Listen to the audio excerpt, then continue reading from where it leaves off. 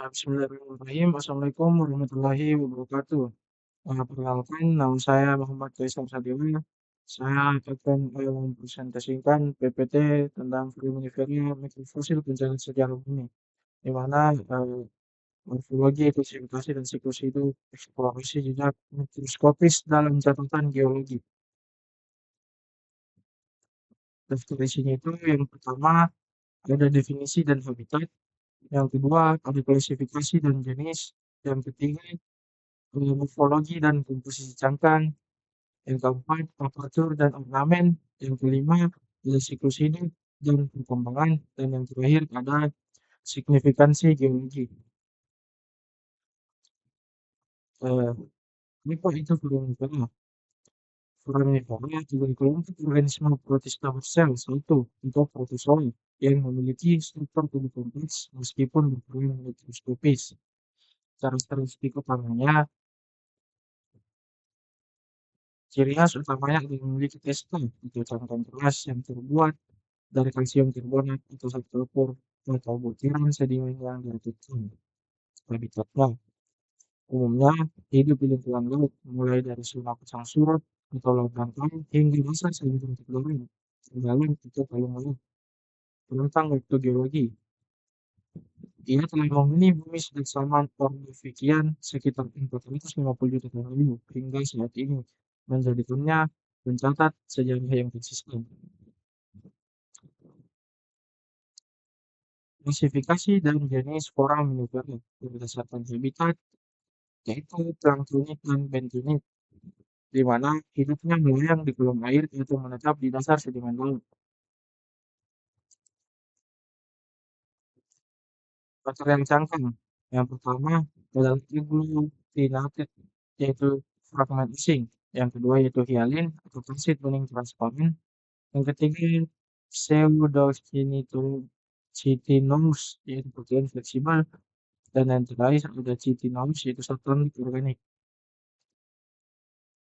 Di mana foraminifera itu ada habitat material dan komposisi kimia yaitu selama ditetapkan oleh morfologi dinding dan cara hidup.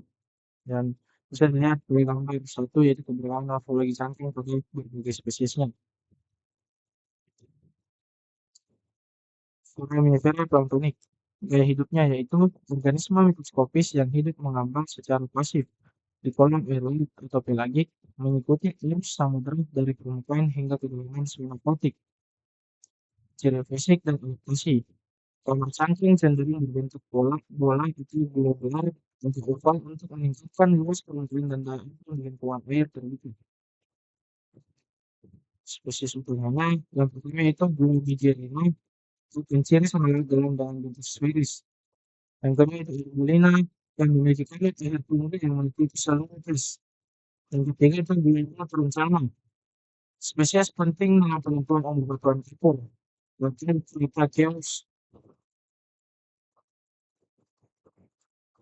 Fauna dan fenomena, spesies utama, kelompok ini didominasi oleh genus yang memiliki ketahanan tinggi terhadap tekanan hidrostatik, seperti Enobaculites, Elpidium, dan Pollenia.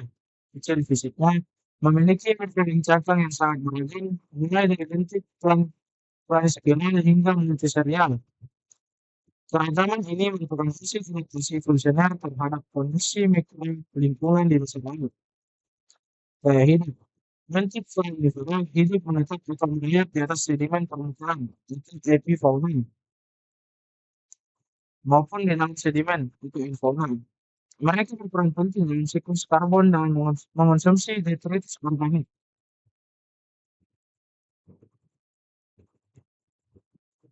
Morfologi cangkang yang pertama yaitu cangkang. Unit dasar pembentuk cangkang foraminifera, seiring pertemuan organisme, tanda-tanda baru dikembangkan secara berurutan, menciptakan struktur yang kompleks dan terorganisir secara geometris. Yang kedua yaitu frequency. Tanda pertama atau tipe organik yang terbentuk dalam siklus hidup. Ukuran dan bentuk frequency sangat penting dalam identifikasi spesies dan penentuan dimorfisme itu mikrosporik versus makrosporik. Selanjutnya yaitu evolusi pertumbuhan. Proses penambahan kabar mencerminkan adaptasi terhadap lingkungan. Pola susunan tanah itu berupa inisial, serial, hingga spiral kompleks atau tropospiral atau planispiral. Komposisi dan tipe dinding sel. Yang pertama itu agglutinatif atau agglutinasi. Dinding yang terbentuk dari material asing dan bersama metafasir fragmen mikro yaitu spatula spons yang bertingkat bersama intinya ketularan. Yang kedua dinamakan Cornelius itu konsit. Tipe paling umum terdiri dari kapal yang berguna CaCO3 lanjut berupa hyalir untuk cahaya kecil porcelaneous seperti porselen. Yang ketiga itu sel lecitinous atau tektin. Dinding primitif yang fleksibel terutama terdiri dari senyawa protein dan polisakarida sering ditemukan pada spesies lautan. Menciptakan dan susunan tanah. Formasi bentuk tanah. Mekanik cabang perennifernya sangat beragam tergantung pada sisi lingkungan. Hemisferik yaitu bentuk setengah biru yang stabil. Lentikular itu bentuk yang tendensi lebih kompleks. Versifal bangsa memiliki bentuk begitu. Model benua untuk ini, susunan tanah mengikuti pola geometris tertentu. Terlepas spiral, gulungan spiral untuk pusat, kalau spiral gulungan pusat itu yaitu simetris. Sampai dengan komposisi dengan menentukan susunan tanah, mengikuti tipe, mana yang melar, hingga struktur irregular yang kompleks pada spesies tertentu. Akar itu pintu utama cangkang. Itu lebih mungkin setelah akan pada cangkang karang yang membentuk protoplasma internal dan kuat eksternal. Fungsi manusia berperan kecil lebih banyak utama keluarnya sel mikrobia atau tekisamin. Proses pencernaan nutrisi, distribusi, serta pelepasan gamet selama siklus reproduksi.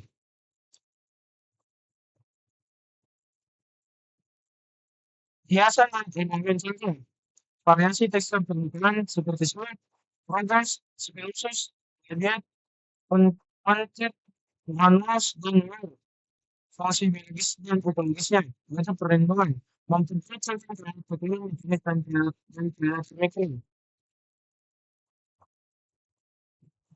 Siklus ini tentang metagenesis, generasi seksual atau gamet. Step ini ditandai dengan pembentukan gamet yang akan melakukan fusi atau fertilisasi. Proses ini esensial untuk mendorong keragaman genetik dalam populasi foraminifera. Mekanisme utamanya itu meiosis. Strukturnya itu gametokiston. Generasi seksual untuk pisang. Fase di mana individu berkembang biak secara mandiri tanpa bersesuaian. Individu baru menghasilkan sebuah identik dengan jumlah yang besar untuk kolonisasi capit. Mekanisme utamanya itu mitosis, strukturnya itu schizoidekiston. Jika ini akan perkembangan cangkang. Untuk perkembangan ini, itu bisa perkembangan foraminifera bersifat sekuensial diawali dengan pembentukan protoplas.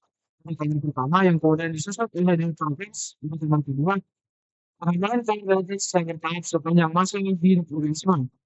Trolekomus, ukurannya kami akan berfungsi merupakan indikator vital dalam analisis mikropaleontologi.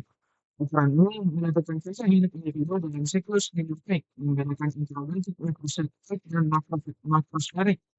Identifikasi spesies, analisis pola penambahan tanah seperti susunan polispidil, tropospiral, atau poliserial digunakan sebagai parameter taksonomi utama untuk mengidentifikasi spesies dan menentukan sejarah evolusi mikrofosil tersebut.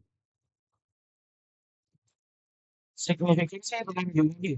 Yang pertama adalah biostratigraphy. Sebagai pusat indeks yang sangat efektif untuk penelitian penyiaran dan ketentuan sedimen karena evolusinya yang cepat dan penyebaran global yang luas.